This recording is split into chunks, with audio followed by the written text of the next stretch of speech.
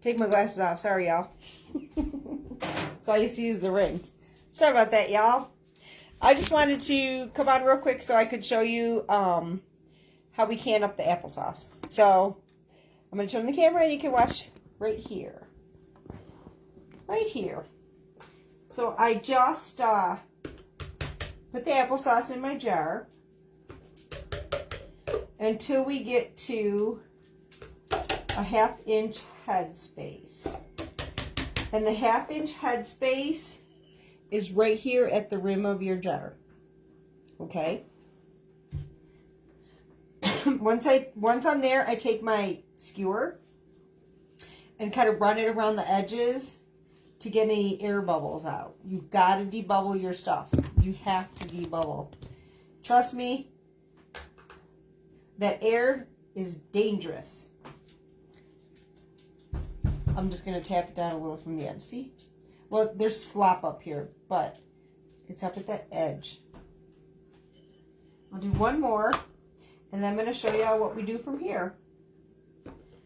One more jar. We have, what, honey, 9 jars here? 9 quarts? Yeah. Pints. Oh, yeah, 9 pints. Dup-de-dum. And I will take my skewer and run it around the edge and debubble. Well, we got 8 jars. I thought we had 9. Yeah. Oh, look at that, y'all. See, here's a perfect example of a mistake. I have it too full. So I'm going to take my teaspoon and take it down to where it should be. It's easy to do. It's easy to do. Okay, I don't know if y'all can see it, but we're down to where we're supposed to be here. So, set this aside. We still have more to do. But you can only can so much at a time. So we have 9 pints here. So I'm going to show you what we do from here. I hope y'all can see this. I really hope y'all can see this. Sometimes it's kind of tough. So what I do from here is I take a paper towel and I have a little bowl of white vinegar. Okay? I dip my paper towel into my vinegar so it's good and wet. Squeeze it out. And then I make sure that my rims are clean with this white vinegar. I just go all around the edge and make sure my edges are clean with the white vinegar. I used to use water, but I find that the vinegar really does get your jar, especially if you're canning meat. The white vinegar gets your rims very, very clean and sterile. So we're going to wipe the rims with white vinegar. Wipe your rims with white vin. So we have good, clean surface to put our lids that have been in hot water. We put the lids in hot water. Get that little rubber gasket going so it's nice and flexible. And I flip my paper towel a lot so that I know I have a clean surface. So we just get all these, and while I'm doing this, I'm always checking my rims to make sure there's no cracks or chips. Because if you have any cracks or chips in your rims, they're not going to seal. It's going to stop your steel from happening. So always check your rims while you're doing this, because it's necessary. It's absolutely necessary. Make sure there's no cracks and chips in your rims. And while you're doing it, you can feel it. You can feel if there's something off. This one looks a little full. Hang on, y'all. This one looks a little full. I want to make sure that... And the reason why it's necessary to have that head space is you need that air, that pocket of air for your jars to seal.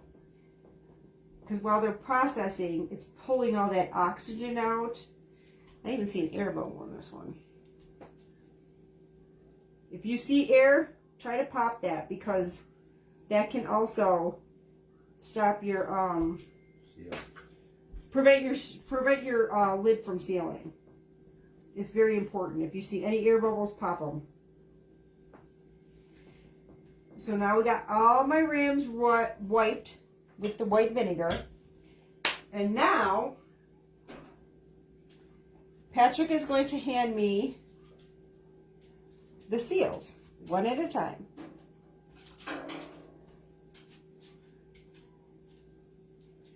Gently set them on.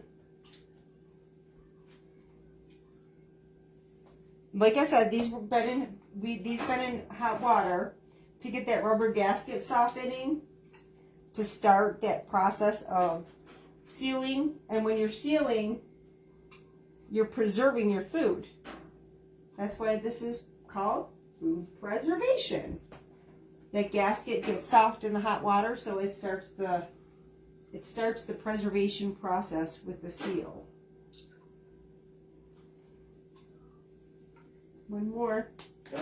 One more. Okay, now let me get my rings. Whoop, whoop, whoop, whoop, whoop.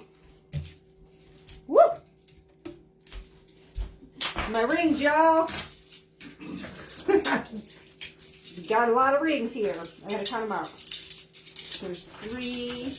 Nice. I know. 6.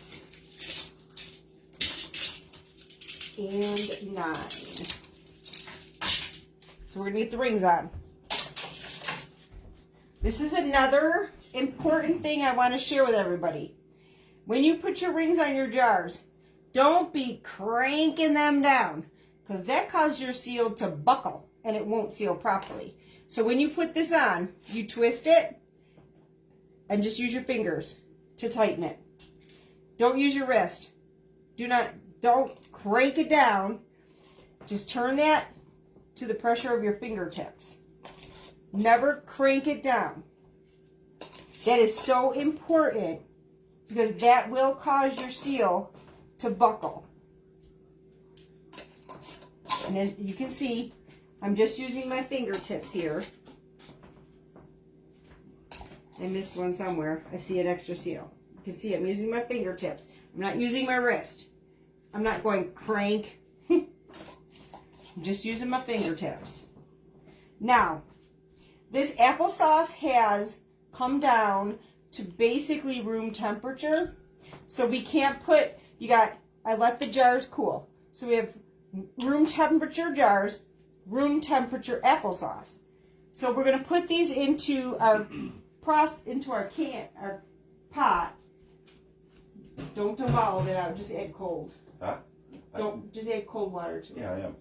So we have hot water in there, but what we're going to do is add cold to it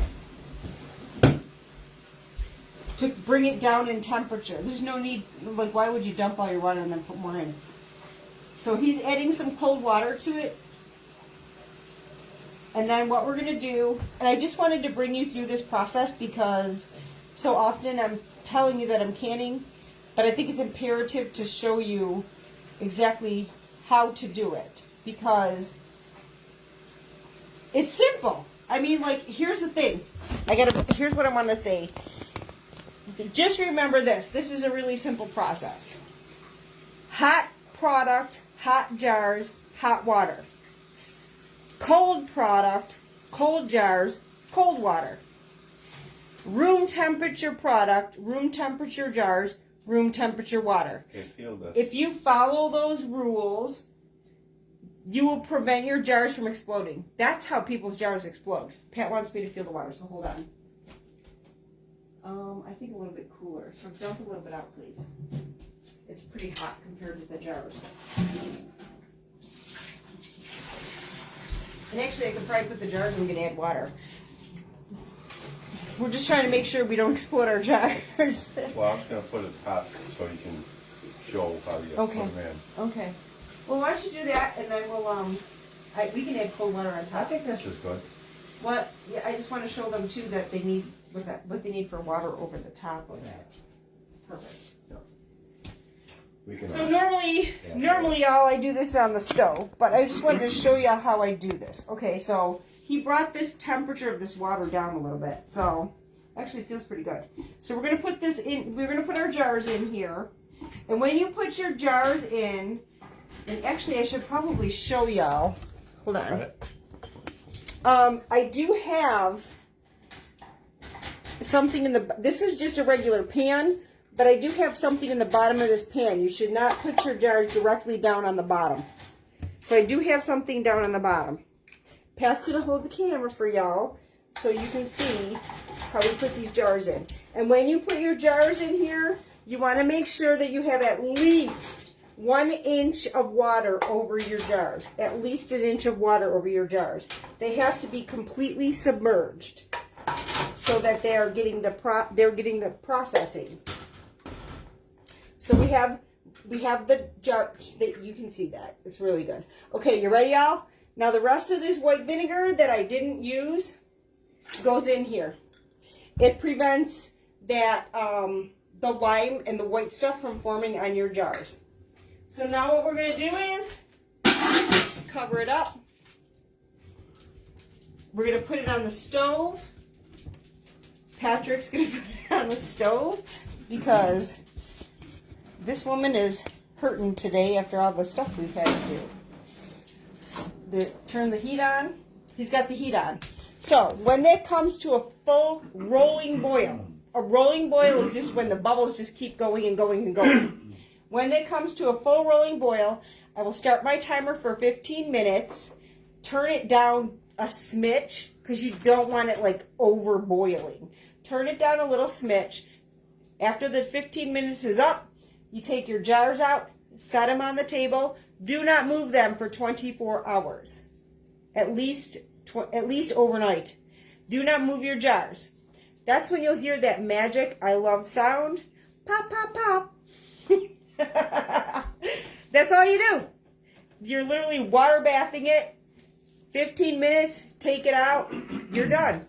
It's perfect. So, I just want to show you all that exact process. And if y'all have any questions, please leave them in the comments. I appreciate you being here. I appreciate you watching my video.